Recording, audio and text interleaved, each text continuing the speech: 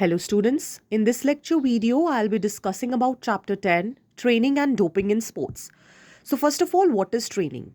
It means preparation for any kind of task. So when we are talking about sports means that preparation of the sports person, which would include different exercises and their diet would be taken care of. Now, different sports training definitions were given, like it is the basic form of preparation, or it is the scientific knowledge which, through systematic effect, can lead to top level performance in any sports. Now, what are the principles of sports training? First is principle of continuity, means there should not be any break. Then principle of overload. It means that wherever you can say effectiveness of a particular sports have to be taken care of. Principle of individual difference, because of the size of the muscles and the different constituents in a body, their way of training will be different. Principle of general and specific preparation, sometimes we need specific preparation for a particular kind of sports, like we need to improve speed in case of football, so we will more work on the more work will be on speed. Then principle of progression means to increase in a rapid way without any damage to the muscle.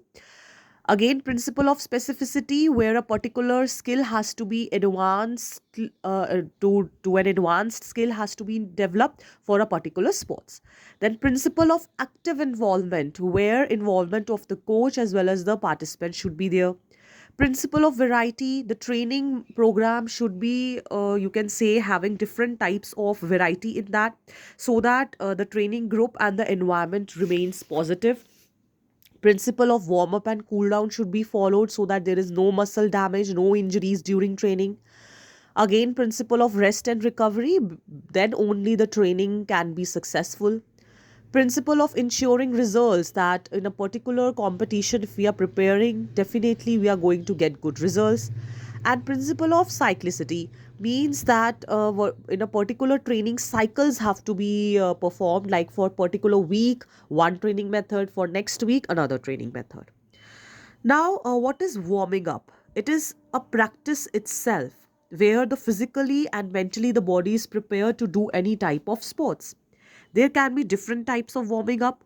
Passive warming up means without any much physical activity, the body temperature is increased.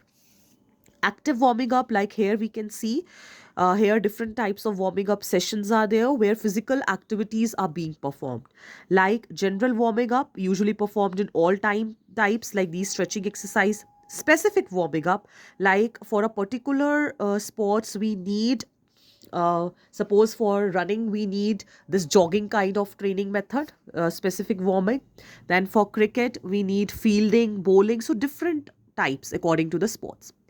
Now, there can be different methods also. General method involves jogging, simple exercises like stretching, striding covering few steps, stretching exercises, and wind sprints, where for a small period of time the person is running at a high speed. Then, warming up with water is generally done in developed countries to prepare the body for swimming or diving. Warm up through massage also, so that injuries are not there in the body while training. By hot drinks, then through sun bath and through steam bath also the body is warmed up. Now, what is the importance of warming up? It helps to increase our body temperature. It will decrease the viscosity of muscles. Our muscles will become relaxed, and it increases the speed of our nerve impulses. The reaction time will be faster. It decreases resistance in muscle capillaries, so that the equal and good amount of oxygen is transported to all parts of the body during performing any physical sport. Increases the speed of transfer of oxygen, and also increases the metabolic rate and reduces anxiety, enhances the cooling efficiency in the body, reduces the lactic acid which generally accumulates in the body of athletes, avoids injuries, also increases speed of the muscles, flexibility and strength, also endurance, that is for how long a particular activity can be performed, and also the explosive power which depends on speed and strength. It improves specific skills, improves the neuromuscular coordination, level of the performance, decreases the reaction time, and also makes our body ready for any activity.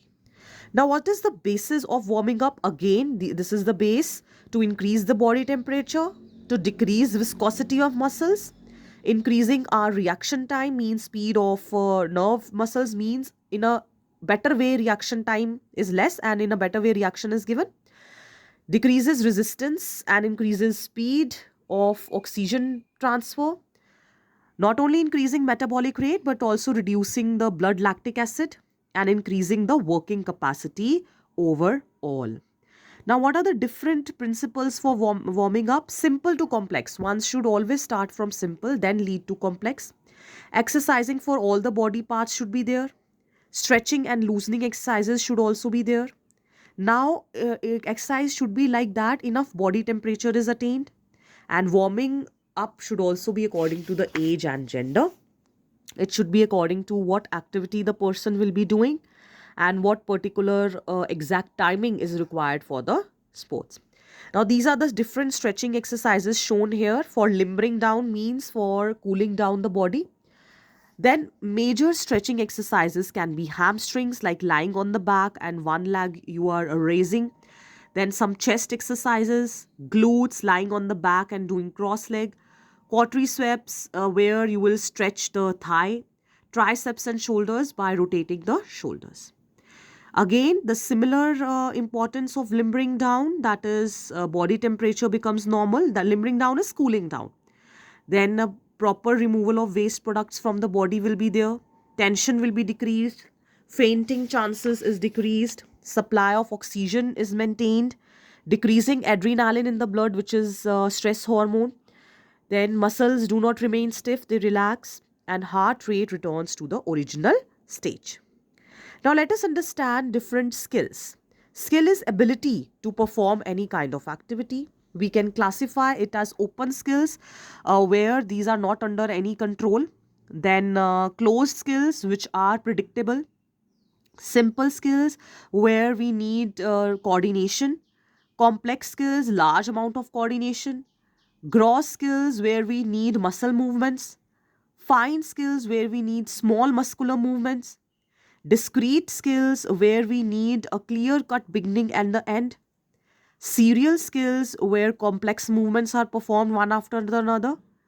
Continuous skills, that again no obvious beginning and end, keep on doing it. Individual skills, depending on a particular person. Coactive skills, performed at the same time but without confrontation. And interactive skills, where like in basketball, football, hockey, where we need to coordinate with each other. Now, what is technique? Techniques are the different basic movements which we have to perform. Like skill shooting in basketball technique, layup shot, where there is no defender between you and the basket, jump shot, where you elevate yourself. So, different techniques, different styles are there to perform a particular activity.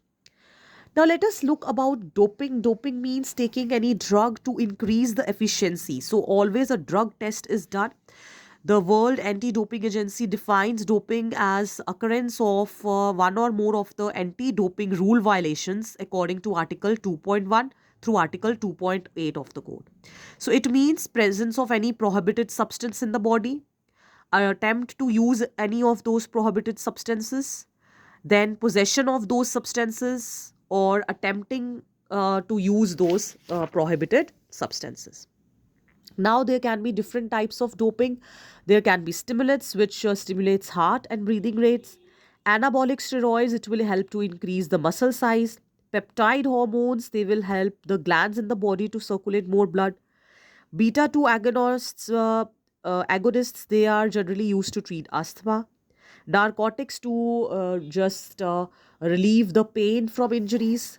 Diuretics are not actually performance enhancers drugs, but it is used to remove fluids from the body. Glucocorticosteroids to relieve fatigue and pain, and cannabinoids to cause the feeling of relaxation. Now, there can be different varieties of methods. It can be blood doping taken through the blood, gene doping when we are modifying the genes. Then these substances are prohibited and they have their side effects, like substances which are prohibited are anabolic steroids, peptide hormones, beta 2 agonists, diuretics, and hormone and metabolic mediators. Now, those who are using blood doping, gene doping, or chemical manipulation, those will be just removed from the competition. So, other substances which are prohibited during sports is alcohol and beta blockers. Beta blockers are used to keep the heart rate low. Now, what are the side effects of these substances? They will have effect on heart, on your endocrine glands. They have negative effects. Stimulants also, narcotics, peptide hormones, all these varieties have adverse effects. For some time, you will feel that it is good for your body, but for long term, it is having very drastic negative effects in the body. So, how to deal with alcohol and substance abuse? First of all, if somebody gets into this track, you have to seek help. You have to detoxify the body. Behavioral therapy can be taken. Then, motivation to such individuals can be given. Sometimes medication has to be used, and you have to take help of your family and friends and build a social network which will help you to just move away from these things. You can always involve yourself in certain activities so that you distract yourself from having those drugs.